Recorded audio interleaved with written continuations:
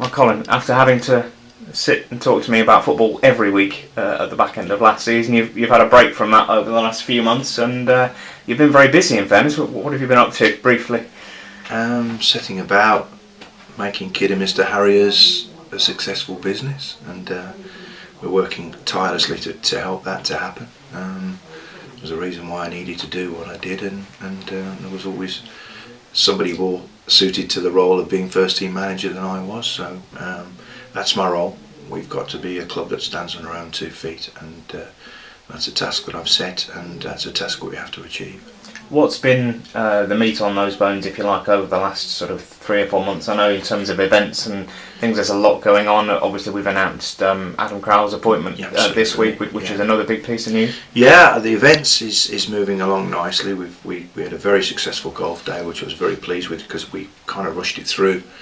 Not because of our need to, but because the course we were using was going to be holotining the greens, and as a golfer there's nothing worse than putting out on holotying greens. So, but the response was fantastic. With regards to Adam Crowell, I've known Adam for a number of years, worked with him at West Brom when I was head coach of the disabled football there, and he's my head of logistics for the FA with regards to the England Power Chair.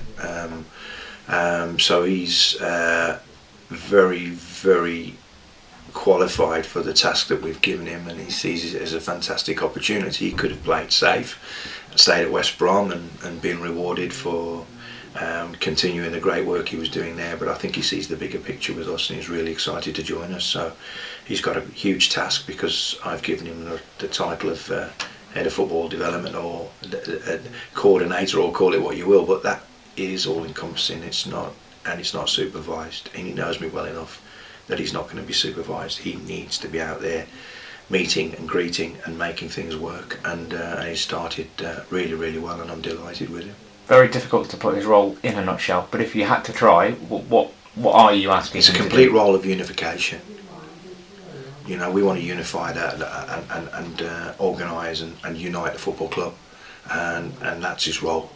You know, anything with a crest on, anything with our badge on, anything that is out there that purports to be involved with or has an association with, we want absolutely an association at the very least, but in the main we want absolute involvement, and his role will be to bring everything back into the club and therefore give us a handle and control on it.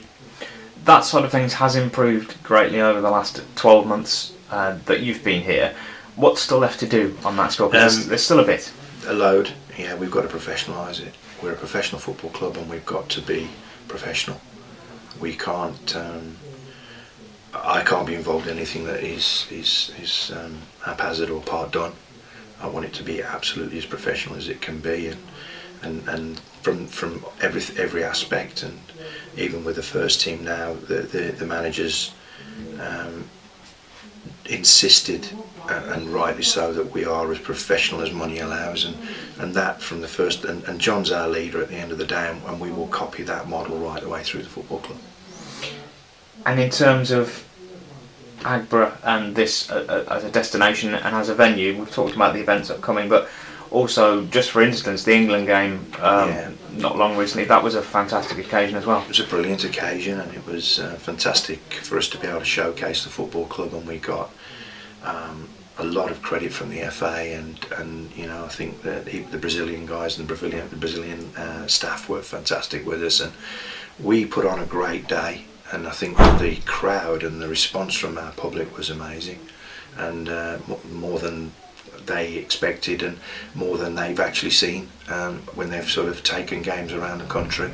So we were absolute credit to ourselves, and that I'm not talking about the football club, I'm talking about Kidderminster Harriers, fans, supporters, sponsors, everybody came out with so much credit, and I was so proud of everybody. And 4,000 people was a little bit above expectation, in fairness. It was some feat, wasn't it? And it could perhaps have been more. It could have been more. Timing wasn't great, because obviously the kids were still on holiday and weren't returned, and we would have liked to have done kids packages with schools and got kids through with schools, and because at the end of the day, that, you know, it could have been young kids' first experience of football, certainly at Agborough, and what a great game to be at and to remember as your first experience. But we didn't have the access to schools like we would have done. So I think, given a different time of year or given a more of a lead time, I think we could have filled the stadium. Hopefully not the last of that sort of occasion we'll see here. I wouldn't have thought so. I think the FA have been very, very pleased with us, and we've got the Ladies Premier League games at the end of the season, which is great again, and credit to Dave Pountney for the work that he's done on that side. But I think the FA will see us as a good partner going forward. In terms of things here at Kidderminster on a more domestic level, you've got some supporters booked in to come and have a chat with you on a week Saturday. It was your brainchild, your idea, but something I know you're very keen to make a permanent fixture. I am. I don't believe, I certainly had a phone call from the press this morning, I don't believe anybody else has done this, but I haven't done it for that reason. I just think that we've nothing to hide, and I've always said that there's nothing to hide here, and I think that there's always been an air of scepticism around the place, and people doubting people's motives and reasons for involvement, etc., etc. There's nothing to hide, and if you've got questions and that we are at liberty to answer, we'll answer them.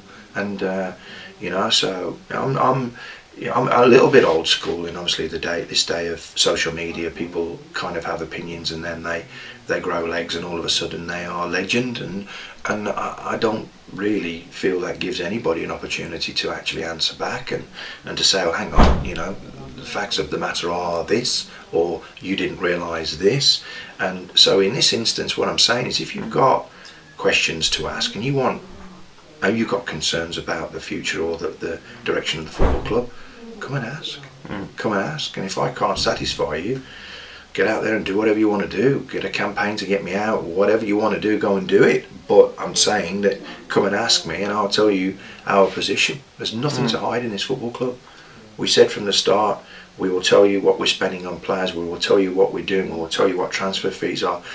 We will be transparent every step of the way. The football club has a duty to its football fans to keep them informed of its daily business, and that's what we'll do. So I just thought it was a perfect vehicle for it. And in terms of the club in general, if you had to talk about where we were in terms of welfare and its state, are you reasonably happy, although there's work to be going on? No, it's a tough year. It's an important year. This year's the main year because we're every element of planning going forward outside of football income is going to be a year in the making. The big stuff, obviously, events and things like that.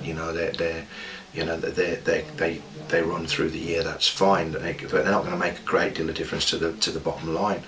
This year's still going to be tough. We do need a bit of good fortune. We'd love a cup run, and we have to rely on the old things at the moment. And getting 2,000 fans against Salford was brilliant, and so we still need that side of it at the moment. This year's going to be tough, but we're on top of it and we're handling it, and there's a lot of green ink in as much as we are increasing revenue and sources of revenue, and so there's a lot of upside on what we're doing at the moment, and we're working particularly hard behind the scenes now to put together ideas to give value back to the people who've supported us for a number of years. That's what we're having to do.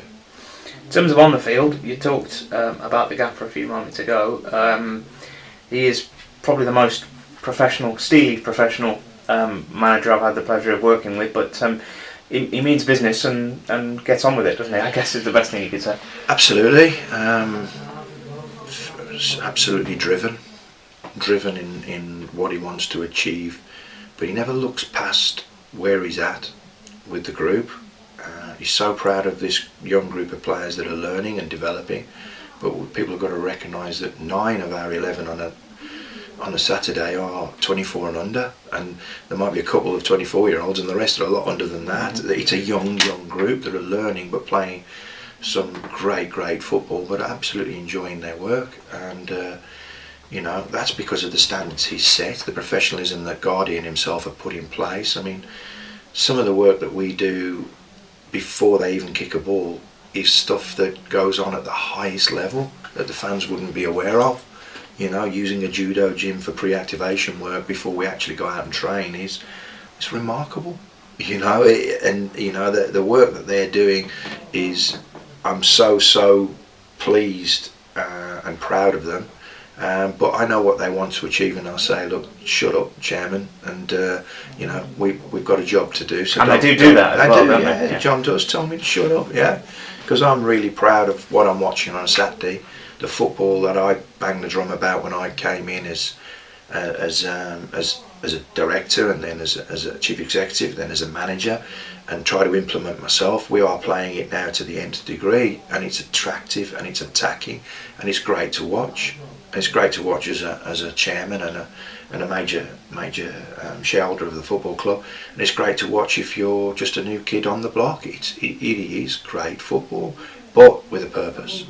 And we haven't achieved anything, and we're a young group, and we'll make mistakes. We're going to find ourselves 3-0 down in games, because sometimes this young group thinks that, you know, life's easy. Well, it's not. And certainly they got reminded in no uncertain terms at half time on Saturday that it's not. And I thought the But gaffer he got the response. I thought the gaffer made a really good point after the game on Saturday when he said not only is it his first managerial job and he's continuing to learn, but a lot of the starting 11, certainly a lot of the 16, it's the first time, you know, since they've come here, it's the first time they've played football week in, week out. So it is still very new, isn't it, to a lot of them? Playing in first teams is completely alien to a lot of them. You know, and that pressure. You can see the lads who've come out of 23s environment. I have to call it 23s now. Next year it'll be 25s, and you know. But what you know, we used to be 21s. But you can see the ones who've come out in an academy environment, and we are getting that academy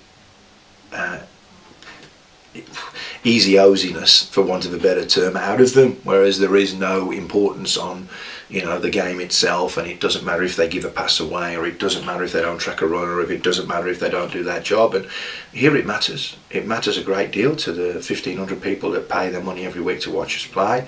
It matters to some of the more senior ones who could do with, you know, the bonus that they can pay their mortgage. You know, it matters, and you know, and they get reminded in no uncertain terms that, you know, if they don't do their jobs, and they are too lax, then that costs people's jobs at this level.